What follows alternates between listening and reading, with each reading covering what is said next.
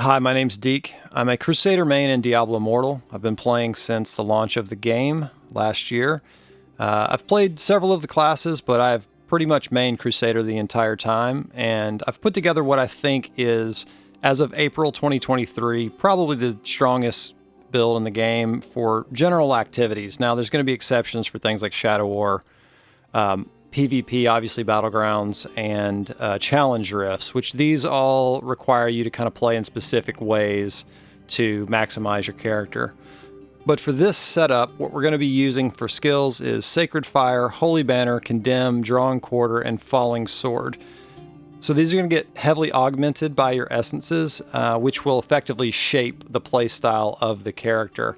Just before we kind of get into those essences, something to think about when choosing what items to equip for this build. It's pretty much paramount to get beneficial effect duration on your pants, your chest, your boots, and your belt, because these are the only items that can roll it. So the maximum you can get is 6% for a total of 24% from gear before you reforge it.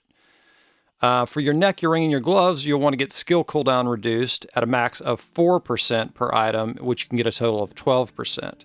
For your shoulders, your weapon, and your offhand, you'll want a combination of primary attack damage, critical hit damage, and item-based damage increase. There's a few other things that could work. Obviously, it's very, very difficult to farm such specific affixes on your equipment, so you'll have to use your best judgment on the pieces of gear you get. But beneficial effect duration and skill cooldown reduction is very important for the Crusader for a variety of skills, Banner being the most important of those. So let's just go down the gear here, and I'll talk through what items and essences we're using. So for the helm, we're using the Arrow Keeper. They should just bake this into the kit, in my opinion, and allow us to free up a head slot so we could do something else. But Arrow Keeper is going to make your banner immune effectively. That's the most important thing it does. And then it also moves with you, so that's very important. So once your Essence Mastery is at rank 3, you're going to get 7.2% Holy Banner cooldown reduction as well. So that's really big for that slot. So for the chest, we're going to use Akarat's Rebuke, which is one of the newer, I'm not sure which patch it came out in, but one of the newer chests. So it makes Condemn fill your soul with Valor's Retribution for 5 seconds, causing every primary attack to unleash a lightning bolt at your target, dealing damage to all nearby enemies. And then it also increases Condemn damage by 18% if you're at Essence Mastery 3. You'll see soon how this is all going to play together. For the shoulders, we want Draw and Quarter duration increase, which is the Civket's advantage. Again, at Essence Mastery 3, you're going to be up to 39% increased duration. So you're going to be able to stay on your horse almost permanently in this build. Now, I'm not quite permanent with my character because I'm missing a few percentage on gear pieces for beneficial effect and things like that. Skill cooldowns and stuff like that. But you can get pretty damn close to being permanent horse.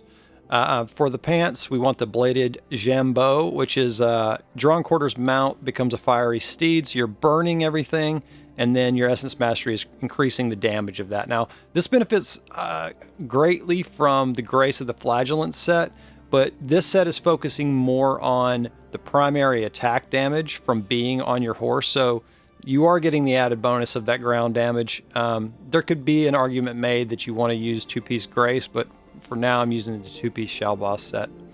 So for the main hand weapon, we're going to use Blade Prison. This is Falling Sword now calls down 5 electrified swords in a formation around you, damaging nearby enemies. Again, the Essence Mastery is going to increase its damage by 18%. In the offhand, we're going to use the Pier of Sturban, which is enemies defeated within your Holy Banner extend the duration by 0.3 seconds up to a maximum of 5.7 seconds if your mastery is at 3, which is huge. In dungeons, in Elder Rifts, in world farming, bounties, anything like that where you're killing tons of monsters at once, you're going to be on your horse, you're going to have your banner up, you're going to be popping Condemn while you're mounted. You're just going to be an unstoppable crit machine. So for the set items, we're using the 4-piece Vithus Urges. It's absolutely the best set for Crusaders, hands down. There's no set that comes close to this, in my opinion, especially considering that not only are you buffing yourself to a great degree with all of the different beneficial effect abilities that you have, but you're also going to buff your entire party. So anytime you're doing dungeons, anytime you're doing, Shadow War types of things, Vithus is just so powerful for Crusader specifically. So we're using 4 pieces of that, which is going to get you 30% beneficial effects on you and your party members. And then for the 4 piece, it increases those targets' attack speed by 30% for 3 seconds every time you grant a beneficial effect to yourself or a party member. So effectively, if you cast Banner, you're getting a 3-second attack bonus. You cast the Valor's Condemn, you're getting a 3-second attack bonus. You cast your Horse, you're getting a 3-second 30% attack bonus. So this is something that effectively Crusaders can just almost milk the Urges set to where it's just always on, which is very strong. For the other 2 pieces, we're going to use the 2-piece Shell Boss setup, which just increases your primary attack damage by 15%. The reason I think this one's more powerful in this build is just because you're mainly going to be on your horse all the time, just slapping people. As a little aside, one thing that I think is really important for PC users specifically is to bind your primary attack to another key aside from your click to move attack bind, right? So when you're on your horse, you can navigate with a free movement, and then you can hold down a separate key for primary attack. What this will allow you to do is get the maximum out of like how many attacks can be done on a horse. You're not being interrupted by the movement itself. So for legendary gems, I would say it is almost mandatory as a Crusader to work towards getting a 5-star Bottled Hope. Now, this can be any rank, but the effect of this gem is very, very powerful for Crusaders specifically. It's very good for most classes, but I would say the 5-star Bottled Hope is kind of a mandatory gem.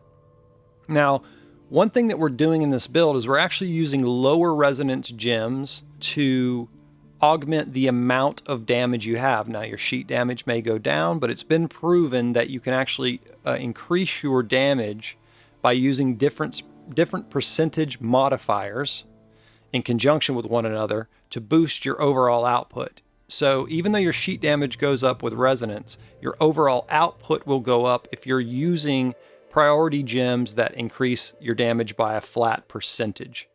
So obviously, if you can get your hands on a 5-star Blood-Soaked Jade, you want that because it's going to give you a flat percentage damage increase. The 2 gems that I think everybody can get a hold of, no matter if you're free to play or you're spending some amount of money in the game, we want the 1-star Berserker's Eye and we want the 1-star Blessed Pebble. The Berserker's Eye is giving us a flat percentage increase. At rank 10, it's giving us 16%. It's also giving us some flat crit percentage increase as well. The Blessed Pebble is increasing the duration of beneficial effects on your character. So this doesn't apply to your party, but it greatly increases your ability to keep uptime on Banner, Condemn Valor, Horse, things like that. For your normal gems, the priority is going to be damage, tourmalines, armor pen, sapphires, and then life after that, armor, resistance, potency. Obviously, those last 2 are going to be more PvP-oriented things. You want damage, you want armor pen. Armor pen is effectively increasing your crit damage numbers, and because you're going to have Banner up almost all the time, those crit damage numbers are highly increasing the amount of output that you have. So for reforging your equipment, all 6 items need 3% beneficial effect duration from the Jolt family. This will give you a total of 18%. You need to prioritize your reforged stones to get this. So I would take worse stats in my family bonuses and other ways to use my stones to get this 3% beneficial effect on every item. Having said that, I don't have that exactly. A couple of my pieces are just 2.5s. They're very, very hard to target refarm these without spending money. So for the other bonuses, I tend to get the 3 wildfires to enable the Hydra family bonus. They have really, really good attributes within that family. The 4 best ones, I would say, for this build would be primary attack damage, critical hit damage, skill damage, and then damage done to enemies below 30% life. So depending on how high the ranks in your gear are, you can get more and more attributes to these family bonuses. I think at rank 26, we're actually able to get 5 total affixes. So you want to take beneficial effect and then, go ahead and take, you could take at least 3 of these to get your Hydra family bonus, primary attack, critical hit, skill damage, or damage done to enemies below 30% life. You could take all 4 at rank 26. I also, if I roll a really good attack speed from the Vengeance family as my 5th affix, I will take that. Okay, so we're going to move on to Paragon here.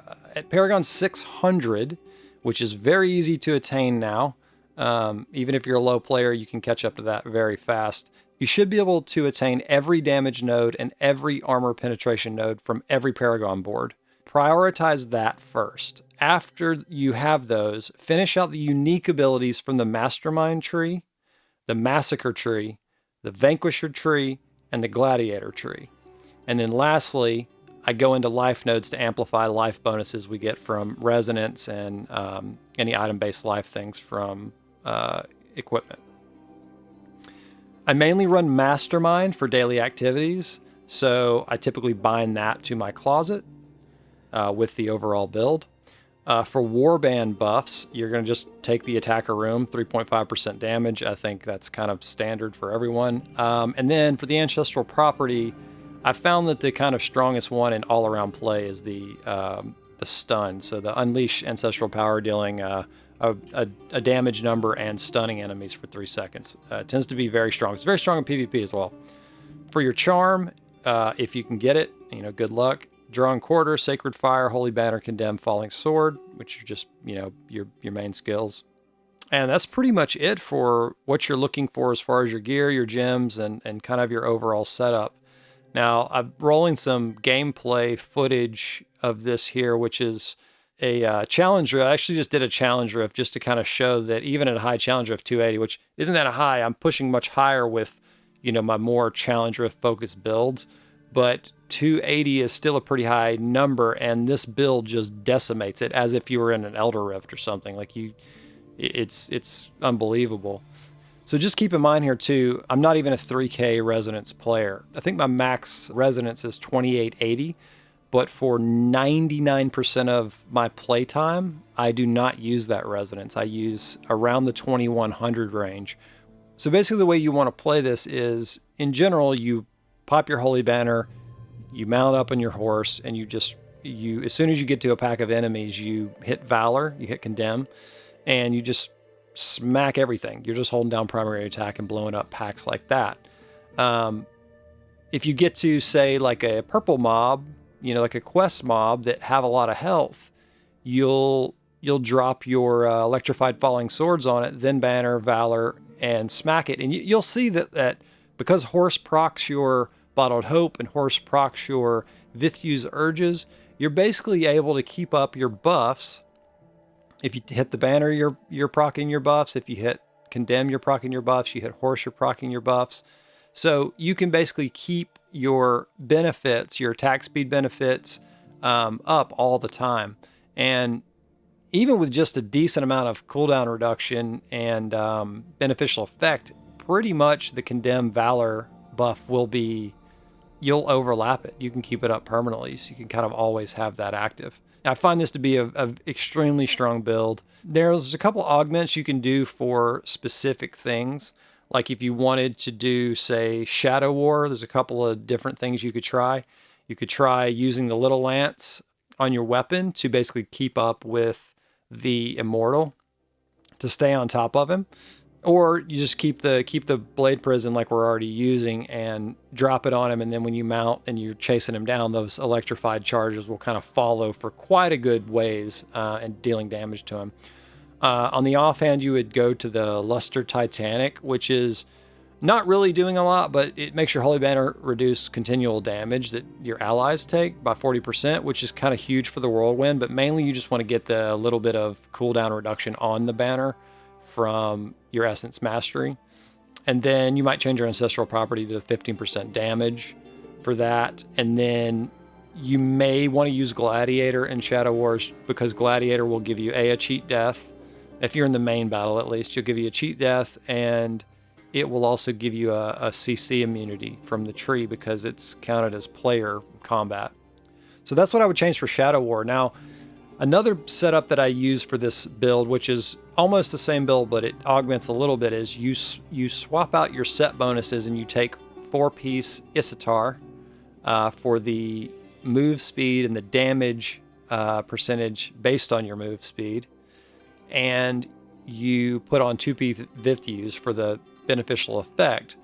And then you swap out your sword to the little ant so you have the dashes. And if you're running circles, say you're doing, world farming just to get your bestiary pages, this build it's fire. I mean, you move so fast nobody can keep up with you. You're on your horse almost all the time, and if you ever drop horse, you have 3 charges of little ants to make it to the next pack.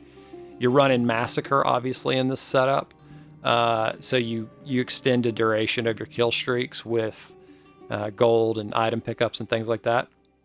I mean, with this build, I easily, in between turning in, will see 1,1800 kill streaks just every time, no problem, never get interrupted, unless somebody comes up and starts sniping your mob packs. Obviously, that's an issue. But anyway, this build is very, very powerful. I hope talking through this helps some of the Crusaders out there.